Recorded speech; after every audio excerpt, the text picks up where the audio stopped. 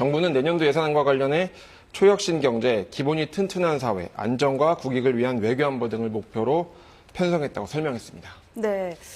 에이펙 정상회의가 마무리가 된 만큼 이와 관련된 이야기도 오늘 시정연설에 나올 가능성이 있을까요? 네, 그렇게 전망됩니다. 에이펙 정상회의 외교 성과 등에 대한 국민 보고 성격의 메시지가 포함될 수도 있습니다.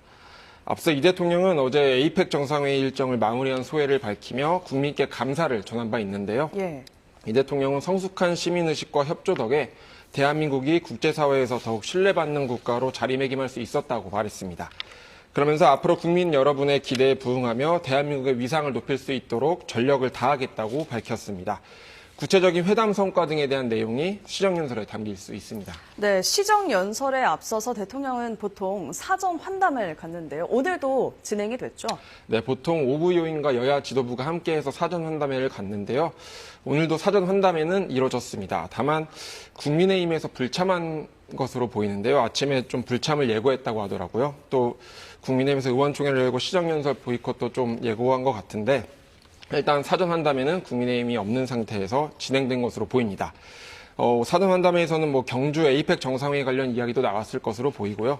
보통 대통령이 주요국 순방이나 국제회의에 참석한 뒤에는 계기를 만들어서 여야 지도부 등에 설명을 하거든요. 이번에 자연스럽게 국회에서 좀 모이게 된 만큼 국민의힘은 없었지만 일단 성과는 공유한 자리로 활용됐을 것으로 보입니다. 네, 내년도 예산안을 두고도 여야의 입장이 팽팽하게 맞서고 있죠.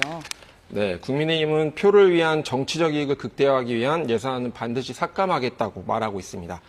소비 쿠폰 예상 등이 경제적 효과가 입증되지 않았음에도 책정됐다며 미래 세대에 부담이 될 수 있다는 입장인데요. 네, 지금 현재 시작이 됐습니다. 국회 연결해 작년 보겠습니다. 예산안 시정연설 때는 시정연설을 하셔야 될 대통령께서 참여하지 않아서 제가 이 자리에서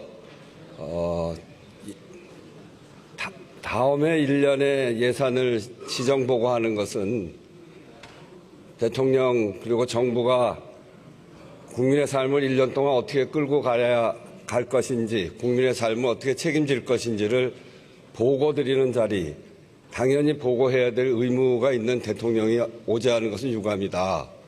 국민은 그 얘기를 들을 권리가 있는데 국민의 권리를 무시한 일이다. 이렇게 해서 비판을 했던 적이 있습니다. 오늘 다시 시정연설, 새로운 정부가 시작되고 첫 시정연설을 하는데 이 자리에 국민의힘 의원들이 참석하지 않는 점에 대해서는 참으로 유감스럽습니다. 여러 가지 어려움이 있습니다만